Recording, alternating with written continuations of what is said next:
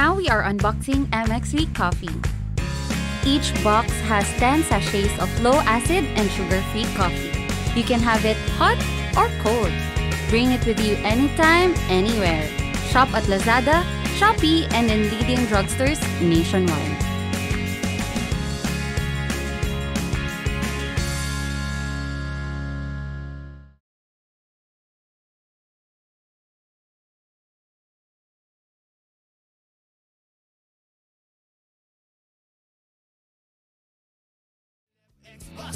O kaya Palengke, internet, plaza, karinderya, Energy FM, nagbibigay saya. Huwag mong sabihin radyo, sabihin mo Energy. Pangga, Energy kaibigan mo. Pangga, Energy ang numero uno. Hanggang pumalo na at isigaw mo. same, pero iba. Huwag mong sabihin radyo, sabihin mo Energy. Chismis Chabaglita with Tita Cora and Kapitana Sisa. Same, pero iba. We are number 106.7 Energy FM. Pagdawag mo sabihin radyo. Sabihin mo, diba? Isang maganda at mapagpalang araw ng Webes sa inyong lahat. Suro. Mari, kumusta ka? Okay naman ako, pero bago lahat, Mari. Ako po si Kapitana Sisa. Ako naman yung Tita Cora. At ito na ang Baklita sa Woo! Eto, sobrang saya naman. I just can't hide it kasi mag-weekend na naman. Yes. Isang araw na lang, ano? Isang pikit na naman, tapos wala July na, Mari. Tapos, Jose Marichan is waving. Nag-ano na siya actually. Nag-warm up. Ginano ng mga... Tabi. Doon ka sa far away. Gastos na naman yan. Huy! Pero bago ang lahat, Mare, batiin natin ang ating mga pangga, diba? Bago natin ibigay ang ating chika. Nagkaluloka ng lahat for sure. Eto, batiin ko ng happy 12th year anniversary ang AUB branch, Herrera branch yan. AUB Herrera branch. Headed by Glad Diezmos and Herrera team. Diba? Na nakakaloka ang mga tagapangalaga ng kwarta ng iba. Hello po sa inyo. Gusto mo kasi yun? Kasi nga nasa bangko. Oo, diba? Minsan parang ang sarap minsan ng ganung buhay yan, no? Na dumadaan sa mga palad mo, yung mga pinaghirapan ng ibang tao. Pero alam mo yun, alam mo din naman na hindi rin mapapasayo. Pero ang pangit lang, Mare, kapag dumaan sa palad mo tapos binulsa mo yung pinaghirapan ng iba. Tama, at kinupita mo ng isa at sasabihin mo, hindi naman nila malalaman. Ay, may kilala kong ganyan. Yung mga tipo binibilang mo, bawasan ko ng isa, hindi naman nila masama pag nanakaw. Oo, diba? Oo. Bad yun, wag niyo pong gagawin yun. Ayaw na ayaw yan, Mare, ni Ki Aguirre at saka ni Kyle ng Canada. Correct. Si Ki Aguirre, Mare, ay nakikinig sa atin from Tacloban City. Ay, hello! Sa pamamagitan ng ating Facebook Live. Hello, magandang umaga. Siyempre sa lahat pa rin ng ating mga pangga. Siyempre gusto kong sabihin na get well soon Ate Cheryl Cosing. Ay, bakit? Ano nangyari? Na-injured yata yung paa niya. Ay. Diba? Ate She, ayan, pagaling ka. Isa yan sa mga nag-enjoy sa ating Oo nga, sa ating chikahan. Oo, diba? Ng bonggang-bongga. Mare, may nagpapakamusta sa'yo. Ay, sino yan? Lalaki? Si Nards. Si Nards Ragas, Mare, na nasa United Arab Emirates. Ay, hello sa'yo! Pag UAE ganyan, dapat ganyan lagi ang bate. Paano? Ay, hello sa inyo, ganon. Kasi alam bakit, malaki ang palitan. Pera. Ayun, Mare, din. Bumabati din sa atin ngayon si Ate Joy ng Ireland ngayon. Ay, hello sa inyong lahat dyan, hindi ba? Siyempre si Cathy Amos, hello sa'yo, Mare. Ang lakas maka-international, dami mga taga Australia, diba? Ng bonggang-bongga. Wait, tsaka ang dami daw nakikinig sa ating mga Filipino community dyan sa Canada at saka sa may California. Diba? Parang sa kabilang kanto sa Canada, diba? Legal dyan yung pagpapakasal ng mga LGBT. Diba? Hanapan nyo naman ako dyan, baka naman. Spam? Oo. Diba? Yung mga gusto, yung mga sawa na sa buhay nila. Yung mga gusto nalang magpaalaga. O diba? Willing ako, bakit? On national radio. Doon nakakaloka. Pero sinasabi mo talaga yan. Eh di ka na-approve ng visa. bakit ba? Makakasala naman din ako doon eh. Diba? So magiging legal ako. Hindi ako magti-TNT. Tawag ng tanghalan. Oo, diba? Hindi tayo sasali sa ganyan dahil hindi naman tayo songerings na. Ano yun? Ba't may nagsasalita? Ewan ko ba? Ano yun? Ay, oo nga. Bakit may nagsasalita? Nagulat ako. Pero eto na nga, kinaloka ng lahat. Ang alin? Dahil nga, di ba, kamakailan lamang ay namataan na si Carla Abellana na very active na sa kanyang, alam mo yun, sa kanyang showbiz career matapos sa mga kinasangkutan niyang, alam mo yun, hindi magandang karanasan. Isa-isahin muna natin, Mare. Ano ba itong mga kinasangkutan niya? Yung dati, di ba, sa kanyang ex-husband. Di ba, na yung sabi nga nila, di ba, yung kanilang relasyon ay tinalo pa ang isang contractual employee. Kaya nga, 6 months. Kung ang contractual ay 6 months, sa kanila parang 3 months. Oo. Na nakakaloka. 3 months ba o 3 years? 3 months. Ayan, hindi natin sure kung 3 months o 3 parang years. Basta wala pang 6 months, di ba, nung buhat ng kinasal sila. Wala pang 6 months? di ba? Wala, di ba? Pero matagal silang nag-shota. Matagal silang naging mag-jowa. Ganun naman talaga, di ba? Meron nga dyan 11 years, Marin, di ba? Hindi na nga pinakasalan, di ba? Ang pinakasalan na, di ba? 11 years naghiwala. Kim Chu. At Daniel Padilla. Ay, hindi ka magbanggit ng mga couple na hindi na natuloy ang kasal. Sila ba ni Catherine ilan? 8? Hindi, 11 years. If I'm not mistaken, 11 years sila. 11 years din. Pati ang Kim Chu, di ba? 11 years Kim Chu din. And si Ian Lim, 11 years. 11 years din. Tapos, si ano din, ang dami nga naghiwalay yung taon na to. Na nakakaloka. Pero eto na, Mare. Dahil nga kaugnay dito sa pagpapromote ni Carla Abellana sa programang Showtime na kanyang kabibilangan na programang Widow's War. Makatotohanan. Hango ba ito sa totoong buhay? Maraming kapansin-pansin dahil kasama niya doon si Bea, not Binene, not Bea Bunda, but Bea Alonzo. Bea Nabuko. Si Bea Alonzo. Diba? Why not? Bahog. Ay, hindi! Yun nga, maraming kapansin-pansin kasi ang dalawang ito maglilid sa GMA teleserye na, alam mo yun. Sabi ng utak ko, na ipapromote. Bunda. Bea Bunda. Klaka. Yun nga. Sabi ng ilan tuloy, maraming nahihiwagaan na parang ito, tipo boy. Teka, sandali. Bakit nga ba hindi kasama si Bea na nag-promote sa Showtime at nagsusolo itong si Carla Abellana? Nyokit nga ba? Ay, well, maraming spekulasyon ng mga tao. Diba? Unang-una, diba, bigyan naman natin ng benefit of the doubt na baka the time na nag-promote si Carla Abellana, hindi siya available, kaya hindi nagsabay. Pangalawa naman, sabi ng mga netizen, ay, may kinalaman pa rin kaya ito sa galit di umano ng ABS-CBN. Buhat ng lisanin niya, diba? Ang ABS-CBN ng Star Magic. Kasi kung matatandaan natin, November 2022 nang umalis siya sa poder ng Star Magic para lumipat, diba, ng network at lumipat din ng management agency, and which is ngayon, eto nga si Shirley Kwan nang humahawak ng kanyang karera. Alam mo, na-realize ko nga maari. Diba? Pero eto na, Mare. Anong chika? Sabi naman ng ilan, baka naman din daw, pangatlo, ang daming spekulasyon. Baka naman din daw, since, diba, alam naman natin, ang Showtime namamayag pag sa GMA7. Diba, may mga shows na bawal i-promote. Yung artist nyo na iba na galing din sa amin, hindi rin pwede mag-promote sa amin.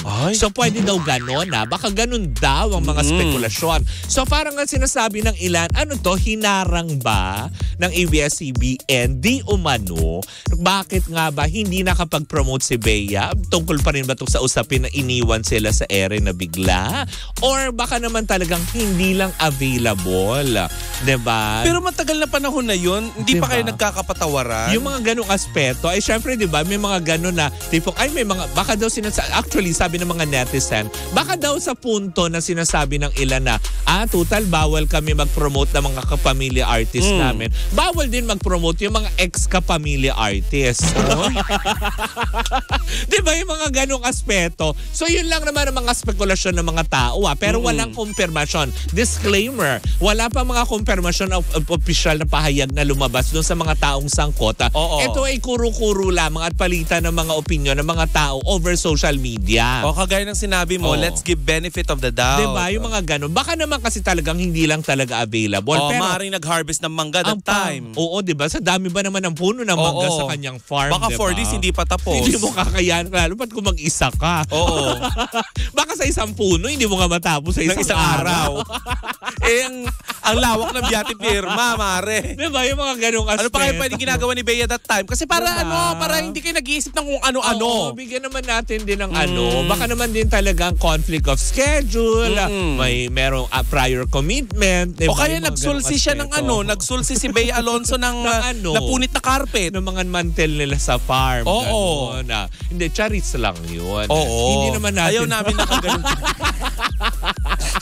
Hindi ka manunumpa. Dami mo namang alam. Dami mo sasabi, sulsi. Hindi kasi, mare, ayoko nag-iisip ang ating mga ang ating mga pangga na baka si Bea ay hinarang ng ABS-CBN, di ba? Baka sigurong walang ganun. Kasi di ba sinasabi naman ng ABS, di ba, parang very vocal naman sila na wala na sa kanila at welcome naman sila. Parang di ba kay Tony Gonzaga na sinasabi nga nila na welcome naman na bumalik anytime si Tony kung gugustuhin niya. Baka naman din ganun. Wala na siguro yung mga ganun tampo-tampo. Di ba no more network war? Kasi diba si Mr. M nasa Sparkle. Oo. Diba? Na dating may hawak ng Star Magic. Na nakakaloka. Alam naman natin lahat na si Bea talagang very close pa din kay Mr. M. Diba yung mga ganong aspeto? So, yun babalik siguro yan, Mari, in parang sabi nga ng ilan, ay may harangan. Ano patintero ang laban? Kaya nga. Ano to, BGYO? BGYO May mga harangan ng bonggang-bongga. Kaya tuloy sabi naman ng ilan, huwag naman natin bigyan ng kulay o kaya yung hindi lang pagsulpot. Dahil baka naman in time or baka paos. Gano'n. Hoy, hindi si Janela Salvador Or baka ano bang pwedeng gawin ni Bea that time? Hindi, baka may mga commitment. Kasi very visible ngayon si Bea, di ba? Yung kanya mga negosyo, di ba recently lang na talagang alam mo yun, pinopromote na niya and very visible na very active siya. Hindi lang sa show business, kung hindi sa kanya mga negosyong mga ipinundar talaga na alam naman natin na nakakatulong din naman para sa kanya. Uy, nabanggit mo lang din si Bea Alonso. Alam mo ba merong mga chika nitong mga nakarang araw tungkol kay Dominic Roque? Kasi di ba nababanggit nga na nagpabinyag yun. Ha? Nagpabinyag siya. Si Dominic Roque? Oo. As in talagang na siya ulit. Kumaga parang renewed na tipong Christian talaga. Recently kasi kumalat yun. Hindi yan ang ichichika ko. Ay, ano pala? Ang chika ay nanliligaw daw di umano itong si Dominic Roque dito kay Catherine Bernardo. Ayon ito kay Papa O. Ngayon, eto nakakaloka, Mare. Hindi pa man nagtatagal ang chika. Kasi nga doon sa comment section may mga makikita ka doon na parang siniship nga itong si Catherine kay Dominic. So parang ano ba tawag sa kanila? Cat-dom. Pero magtropa sila diba? Oo nga, diba mag-friendly sila? Eto ba, kahit pa yung prior to the kasal itself, diba? Yes. Nasabi nga kung imbitahin ba si Catherine lang kasi si Catherine ang close lang sa kanila. Oo. Ang pinagmulan nito, Mare, ang chika nito na pinagmulan, kay Papa O, siya ang nagpasabog nito. Pero may mga nababasa na online na siniship nga itong si Catherine kay Dominic Roque. Pero Mare, eto nakakaloka. Hindi pa man nagtatagal ang chika. Ay, kinablog na ni inelbow ni Dominic Roque ang issue. Hindi totoo. Magkapatid lang daw sila ni Catherine Bernardo. Diba? Kaya maski naman ako, hindi rin ako naniwala. Pero mas naniwala pa ako doon na renewed Christian na siya. Kasi nga recently, madami pala silang kasama. Si Marco Gumabaw kasama niya, si Christine Reyes. That time na yon nagpa-baptize sila. Nakakabilib yun. Diba? Na parang tipong, syempre, after all the storms and kung ano man problema, diba? Let's move forward with the Lord. Ganun siya ang peg niya. Pero nakakaloka nga lang dito, Mare, ang hindi natin maintindihan kung bakit hindi natatapos ang mga issue kung saan-saan pinapartner itong mga artista. Diba? Mabubuhay naman sila ng walang partner. Correct. Maski nga itong si maski kay Bea, diba? Nakakalungkot na porket hindi lang nakasamang mag-promote sa Showtime, may issue. Si Bea na di umano ay may kasama sa airport diba na ganun, dating jowa daw ito ni Kylie Bersosa. Di ba yung mga ganong aspeto na saan kayo nanggagaling? Ba't hindi natatapos? Oo. Diba? Single naman si Bea eh. Kung jumawa siya. Wala namang masama. Oo. Diba? Magtaka kayo kung ang kasama ni Bea ay yung dating jowa ni Gardo Versosa. Sino? Si Osang? Charot, hindi. Wala, hindi si Osang. Hoy! Ka-partner, on-screen partner pala yun si Osang, di ba? Si Osang na may hanas kay Manong Ted. Hello po. Na nakakaloka. Pero yun na nga, di ba? Hanggang sa ngayon ay spekulasyon pa lamang ng mga tao ang tungkol sa hindi pagsipot ni umano ni Bea Alonzo sa programang Showtime sa pagpapromote ng kanilang teleserye na kinabibilangan ni Carla Abellana, di ba? So habang at wala pa silang binibigyan na official statement, wag muna tayong mag-jump into conclusion na kung ano-ano at mag-speculate ng, alam mo yun, kung anong chismis. Dahil baka mapasama tayo sa listahan. Correct. Malay nyo naman yung araw na yun na talagang may commitment talaga si Bea para maglagay ng mga dyaryo sa mangga para hindi pestehin. Kasi syempre, hindi na harvest na. Yung nilalagay doon. Diba? Nilalagyan nyo ng papel para hindi mabulok. Isa-isang mangga? Yes! Ang alam ko nilalagyan ng papel kapag napitas na. Hindi. Kahit nandun pa sa puno. Kaya makikita mo minsan may mga design. Effort yun Paano nakadung sa Lalo na kapag export quality na mangga, makikita mo sa mga farm. Yung mga topiko kung tawag. Yung piko na mangga, masarap yun. I don't know. Kasi ang namin, yung mangga talaga na Indian mango. Oo. Yung generic na mangga, di ba? Yes. Na anywhere pwede mo. Hindi, totoo naman eh. Ang lakas makaparmas. Kahit sa mga bahay-bahay, di ba? May mga nakaganong mangga, Indian mango, na sinusungkit ng lahat na dumadaan. Tapos magagalit yung may-ari ng bahay. Bakit daw ninanakaw yung mangga niya? At siya magiging mitya ng buhay nyo kasi magnanakaw kayo ng mangga. Hindi, bago pa man din may alam yung bahay na yun. Nandun na yung manggang yun. Kaya wag silang Nagnanakaw sila ng mangga, yung gate may mga ganon-ganon. May bako. Meron. So yung sanga, gumagano, sumisilip palabas. Mamaya may kuryente yung bakod. Diba? Ulitin ko lang ang lesson natin for today's video. Huwag magmamating. Tama, huwag kang magnanakaw. Nasa ikapitong utos ng Diyos yan. At hindi yan gusto ng Catholic Catholic community. At lalong hindi rin din yan magugustuhan dahil bawal ngayon na masama ng mga taga-MX3 sa pamumuno nitong si Rean May Inventora. Naka-tune in sila sa atin. Maraming salamat. Pa-mention daw si Ma'am Teresa Orculio, one of the big boss. Ay, hello po ma'am. Oo nga. Ma'am Teresa, kaya po pala ang gaan-gaan ng loob ko sa inyo ngayong araw na ito. Ma'am, baka may 2.5 ka dyan. Ma'am, pa-Gcash. Oo nga. Di ba ma'am, share your blessings? Di ba?